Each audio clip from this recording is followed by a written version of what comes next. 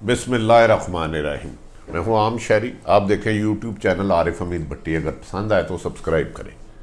नाज़रीन, एक आज बहुत बड़ी धमाका खेज खबर सामने आई है जिसको मैं समझता हूँ आप तक लाना ज़रूरी है। दूसरा, पाकिस्तान के लेवल की एक खबर है, पाकिस्तानी सियासत से रिलेटेड, वो आपके सामने अर्ज़ करेंगे।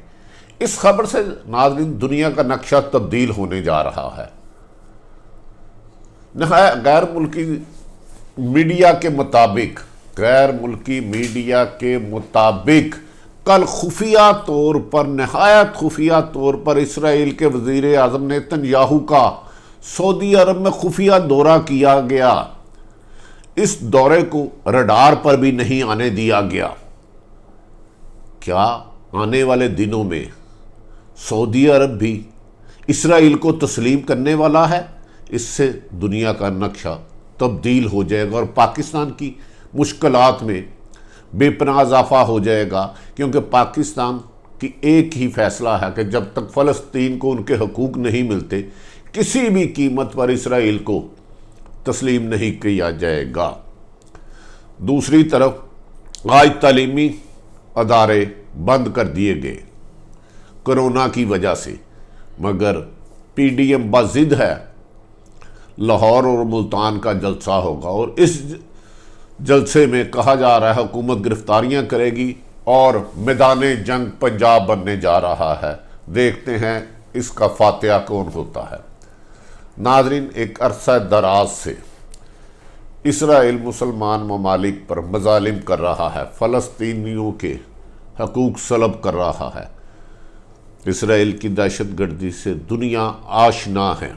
जब भी मौका मिला उसने मुसलमानों पर हमला किया। गैर मुल्की मीडिया ने तो ये भी दावा किया है कि सऊदी अरब के वली अहद मोहम्मद बिन सलमान ने कल नेतन्याहू को यकीन दहानी करा दी है कि वो इसराइल को तस्लीम करेंगे, महज ऐलान चंद दिनों में बाकी करेंगे। कहा यह जा रहा है कि जब इसराइल के वज़ीर आज़म के दौरे को इतना खुफिया रखा गया कि पूरी दुनिया की नज़रें थी, लेकिन उसको इसराइल के वज़ीर आज़म का जहाज़ रडार में भी ना आ सका। इसमें कहा जाता है अमेरिकन और इसराइली टेक्नोलॉजी इस्तेमाल की गई कि दुनिया इस दौरे से लाइलम रहे, लेकिन गैर मुल्की दावे ने मुसद्दक़ा इतलाक़ इस पर तस्दीक कर दी है कि नेतन्याहू की ना सिर्फ वली अहद मोहम्मद बिन सलमान से का तफसीली मुलाकात हुई, बल्कि उन्होंने बताया कि आप इसकी फ़िक्र ना करें, हम आपको तस्लीम करते हैं।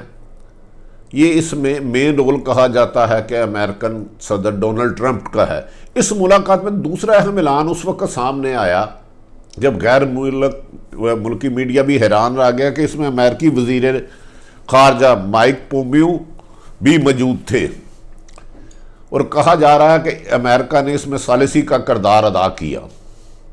नाज़रीन, ये भी दावा किया जा रहा है सऊदी अरब में होने वाली इस मुलाकात को मुतल्लिक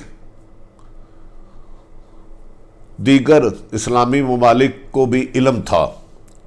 इसमें इसराइल को ना सिर्फ तस्लीम करने का फैसला किया गया, बल्कि सऊदी अरब और इसराइल के कारोबार को वुसअत देने के लिए बाज़ अहम अमूर पर भी डिस्कस की गई। नाज़रीन, ये मुलाकात दुनिया के मुसलमानों के लिए किसी भी बड़ी खबर से कम नहीं होगी।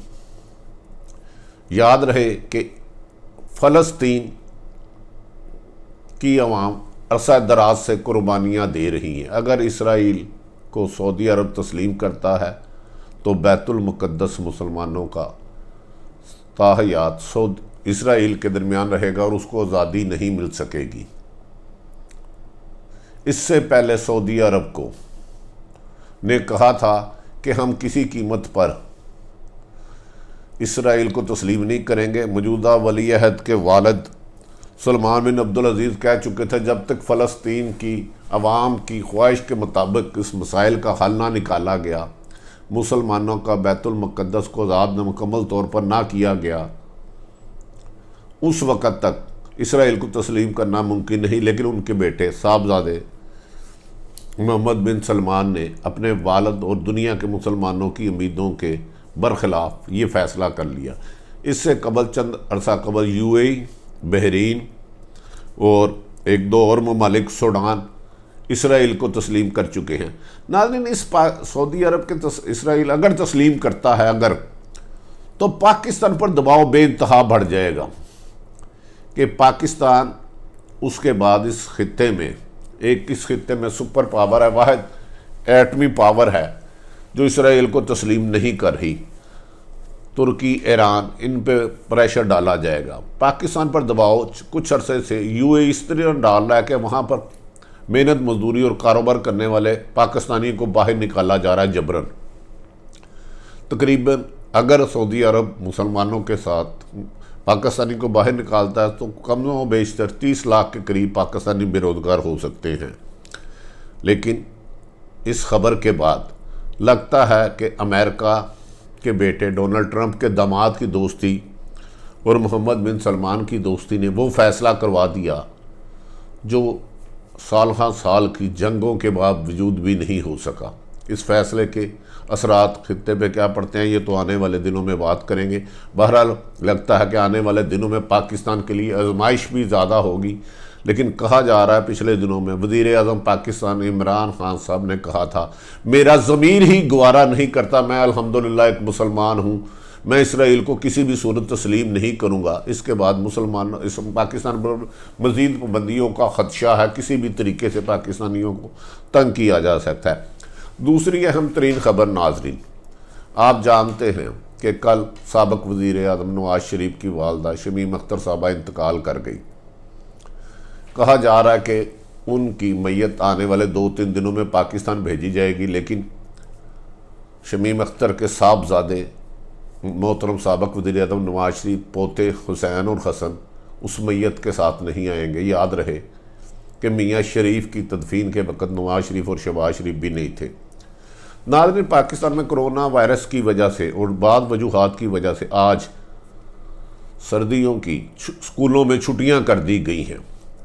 अपोजिशन ये इल्ज़ाम लगा रही है कि हुकूमत खौफ के मारे कोरोना वायरस को हवा देकर अपोजिशन पीडीएम की तहरीक को दबाना चाहती है।